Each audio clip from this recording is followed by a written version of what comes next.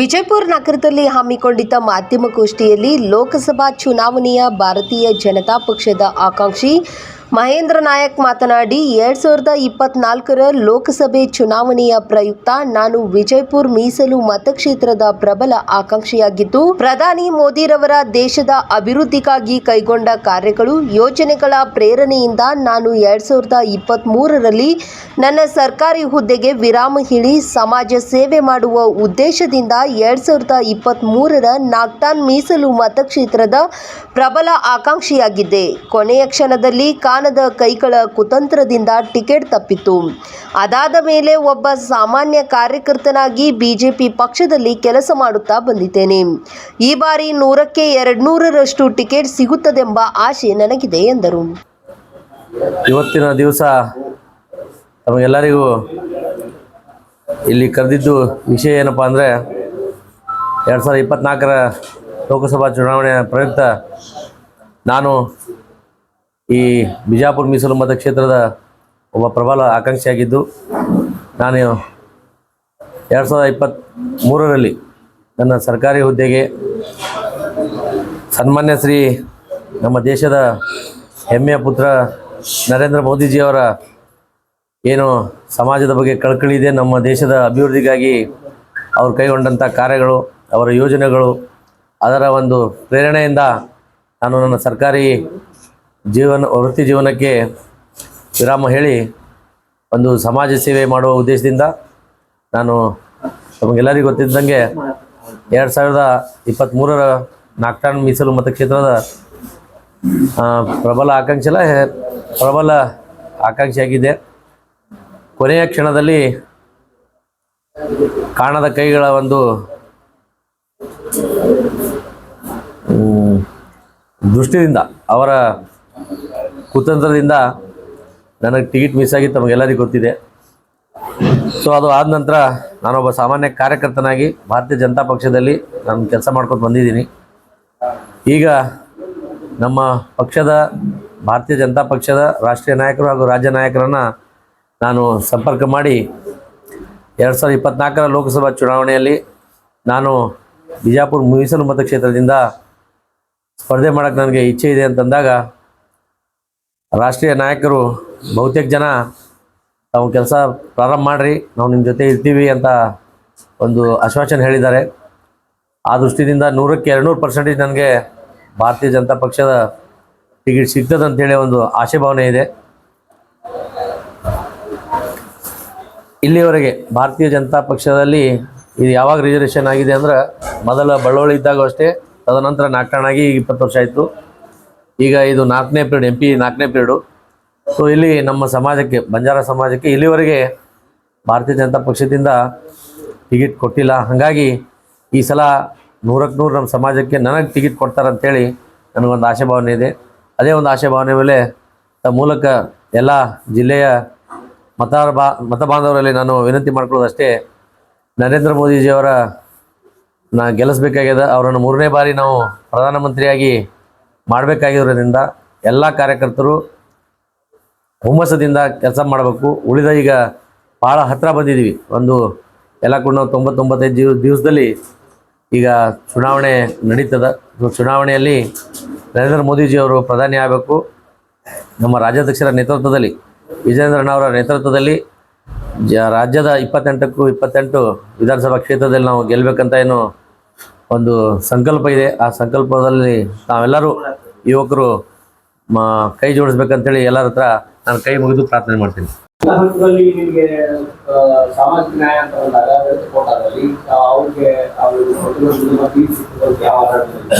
ಕೊಟ್ಟಿದ್ದಾರೆ ಸರ್. ಈಗ ವಿಧಾನಸಭಾ ಚುನಾವಣೆಯಲ್ಲಿ ಇಲ್ಲಿ ಬೇರೆ ಸಮುದಾಯಗಳಿಗೆ ಕೊಟ್ಟಿದ್ದಾರಲ್ಲ ಸರ್, ಅಲ್ಲಿ ಕೊಡಬಾರ್ದಂತ ಏನಿಲ್ಲ ಸರ್. ಯಾಕೆ ಗೆಲ್ಲುವಂಥ ಕುದುರೆ ಬೇಕಾಗಿರೋದ್ರಿಂದ ಮತ್ತು ಯುವಕರು ಇರೋದ್ರಿಂದ ಸ್ವಲ್ಪ ಹೆಚ್ಚಿನ ಓಡಾಟ ಆಗ್ತದೆ. ಎಲ್ಲ ಯುವಕರು ಒಂದಾಗಿ ಕೆಲಸ ಮಾಡ್ತಾರೆ ಅನ್ನೋ ಒಂದು ಆಶೆ ಭಾವನೆ ಇದೆ ಸರ್. ಗೆಲ್ಲು ಕುದುರೆ ನಾನು ಅಲ್ಲ ಅಂತ ಹೇಳ್ತಾ ಇಲ್ಲ ಸರ್. ನನಗೆ ನನ್ನ ಆತ್ಮವಿಶ್ವಾಸ ಇದೆ, ನನಗೆ ಟಿಕೆಟ್ ಕೊಡ್ತಾರಂತೇಳಿ.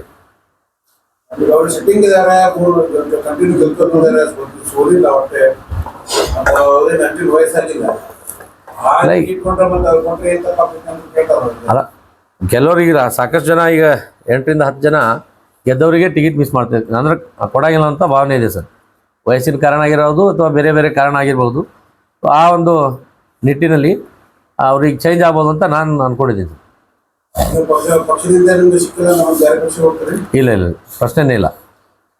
ನನ್ನ ಪಕ್ಷದಲ್ಲಿ ನಾನು ಈ ಪಕ್ಷ ನೆಮ್ಕೊಂಡು ಬಂದಿದ್ದೀನಿ, ಈ ಪಕ್ಷದಲ್ಲೇ ಇರ್ತೀನಿ. ನಾನು ಟಿಕೆಟ್ ಕೊಟ್ಟರು ಈ ಪಕ್ಷದಲ್ಲಿ ಇರ್ತೀನಿ, ಕೊಡದೇ ಇದ್ರು ಇದೇ ಪಕ್ಷದಲ್ಲಿ ನಾನು ಕಾರ್ಯಕರ್ತರಾಗಿ ಕೆಲಸ ಮಾಡ್ತೀನಿ.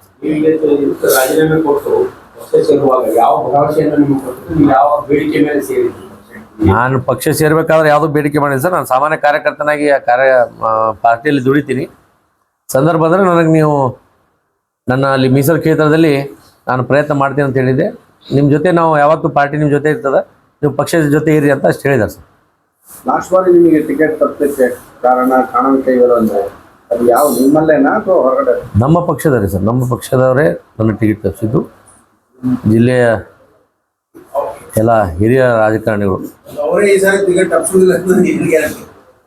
ಅದಕ್ಕೆ ನಾವು ಟಿಕೆಟ್ ತಪ್ಪಿಸ್ಬೇಕಂದ್ರೆ ನಮ್ಮನ್ನು ಯಾರು ಟಿಕೆಟ್ ತಪ್ಪಿಸ್ತಿದಾರೋ ಅವ್ರ ಟಿಕೆಟ್ ನಾವು ತಪ್ಪಿಸ್ಬೇಕಂತ. ಒಡಕೇನಿಲ್ರಿ ಪಕ್ಷ ಅಲ್ಲಲ್ಲ, ಪಕ್ಷ ಯಾರ ಕಾಲೆಲ್ಲ ಹೇಳ್ತೀರಿ. ಪಕ್ಷದಲ್ಲಿ ಕಾರ್ಯಕರ್ತರು ಒಂದು ಬಲಾಢ್ಯವಂತ ಸಂಖ್ಯೆ ಅದ. ಎಲ್ಲ ಕಾರ್ಯಕರ್ತರು ಗಟ್ಟಿಯಾಗಿ ಕೆಲಸ ಮಾಡ್ತೀವಿ. ಹಾಗಾಗಿ ಇದು ಆಕಾಂಕ್ಷಿಗಳಾಗೋದು ಒಂದು ರಿಸರ್ವ್ ಕಾನ್ಸ್ಟಿಟ್ಯೂನ್ಸಿ ಒಳಗೆ ಇದು ನಡೀತದೆ. ನಾನು ಮುಂದೆ ಹೋಗ್ಬೇಕು, ನೀನು ಮುಂದೆ ಹೋಗ್ಬೇಕಂತೇಳಿ. ಬಟ್ ಯಾರಿಗೆ ಪಾರ್ಟಿಯವರು ನಿರ್ಧಾರ ಮಾಡ್ತಾರೆ ಅದ್ರ ಜೊತೆ ನಾವು ಎಲ್ಲರೂ ಕೂಡ ಹೋಗ್ತೀವಿ. ಸರ್, ಈಗ ಹೇಳಿದ್ರಿ ವರ್ಷದಿಂದ ನನಗೆ ಪಕ್ಷ ಟಿಕೆಟ್ ತಪ್ಪಿಸಿದವರಿಗೆ ನಾನು ತಪ್ಪಿಸ್ಬೇಕು ಅನ್ನೋ ಉದ್ದೇಶಕ್ಕಾಗಿ ಅಂತ, ಅಂದರೆ ಸಂಸದರೇ ನಿಮ್ಮ ಟಿಕೆಟ್ ತಪ್ಪಿಸಿದ್ದ ಅಂತ? ಒಟ್ಟಾರೆ ಹಿರಿಯ ರಾಜಕಾರಣಿಗಳು ನಮ್ಮ ಜಿಲ್ಲೆಯಿಂದ ನಾವು ತಿಳ್ಕೊಂಡಿದ್ದ ಮಟ್ಟಿಗೆ ನಮ್ಮ ಟಿಕೆಟ್ ತಪ್ಪಕ್ಕೆ ಎಲ್ಲ ಹಿರಿಯ ನಾಯಕರ ಒಪ್ಪಿಗೆ ಇತ್ತು. ನಾನು ಟಿಕೆಟ್ ಕೊಡ್ಬೇಕಂತೇಳಿ, ಗೆಲ್ಲುವುದಂತೇಳಿ ಎಲ್ಲ ಸಮೀಕ್ಷೆಗಳ ಆಧಾರದ ಮೇಲೆ ನಮ್ಮ ಸ್ಟೇಟ್ ಇಂಟ್ ಆಗಿರ್ಬೋದು ಅಥವಾ ನ್ಯಾಷನಲ್ ಇಂಟ್ ಆಗಿರ್ಬೋದು ಎಲ್ಲ ಮಾಹಿತಿನೂ ಕಲೆಕ್ಟ್ ಮಾಡಿಕೊಂಡೆ ನಾನು ಟಿಕೆಟ್ ಕೊಡ್ಬೇಕಂತೇಳಿ ನನ್ನ ನಿರ್ಧಾರ ಇತ್ತು.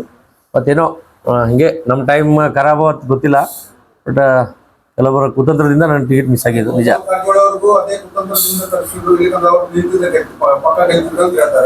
ಅಲ್ಲ, ನಾ ಹೇಳ್ತೀನಲ್ರಿ, ಗೋಪಾಲ್ ಕಾರಜೋಳ ಅವ್ರಿಗೆ ಕೊಟ್ಟರು ಗೆಲ್ತಿದ್ರು, ಮಹೇಂದ್ರ ನಾಯ್ಕ ಕೊಟ್ಟರು ಗೆಲ್ತಿದ್ರು. ಹೊಸಬರು ಏಕ್ದಮ್ ಈ ಕ್ಷೇತ್ರಕ್ಕೆ ಸಂಬಂಧ ಇಲ್ಲಾರ್ದವ್ರಿಗೆ ಕೊಟ್ಟಿದ್ದರಿಂದ ಸ್ವಲ್ಪ ನಮಗೆ ಹಿನ್ನಡೆ ಆಯಿತು. ಯಾಕಂದ್ರೆ ಆ ಶಾರ್ಟ್ ಟೈಮ್ನಾಗ ಅವ್ನಿಗೆ ಎಲ್ಲ ಕಡೆನೂ ಪಾಪ ಹೋಗಿ ರೀಚ್ ಆಗೋಕ್ಕಾಗಲಿಲ್ಲ. ಮತ್ತು ಯಾರು ಜವಾಬ್ದಾರಿ ತೊಗೊಂಡು ಬಂದಿದ್ರು, ನಾವು ಇದನ್ನು ಗೆಲ್ಲಿಸ್ತೀವಿ, ಇದನ್ನು ನಾವು ಎಲ್ಲ ಮೂಲಗಳಿಂದ ನಾವು ಅವ್ರಿಗೆ ಸಹಾಯ ಮಾಡ್ತೀವಿ ಅನ್ನೋರು ಅವ್ರು ಯಾರೂ ಮುಂದೆ ಬರಲಿಲ್ಲ.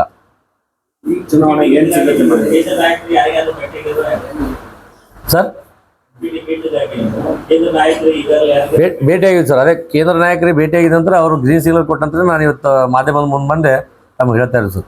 ಇಲ್ಲಾಂದ್ರೆ ನನಗೆ ಭಾಳಷ್ಟು ಜನ ಫೋನ್ ಮಾಡಿ ಯಾಕ್ರಿ ಸುಮ್ ಕೂತೀರಿ ಅಂತ ಕೇಳ್ತಾ ಇದ್ರು. ಸೊ ಎಲ್ಲಿಯವ್ರಿಗೆ ನಾವು ಹಿರಿಯರಿಗೆ ಭೇಟಿಯಾಗಿ ನಮ್ಮ ಏನು ಪಕ್ಷದ ವರಿಷ್ಠರು ಅದಾರ ಅವ್ರಿಗೆ ಭೇಟಿಯಾಗಿದ್ದ ನಂತರನೇ ಇದು ಮಾಡ್ತಾ ಇರೋದು.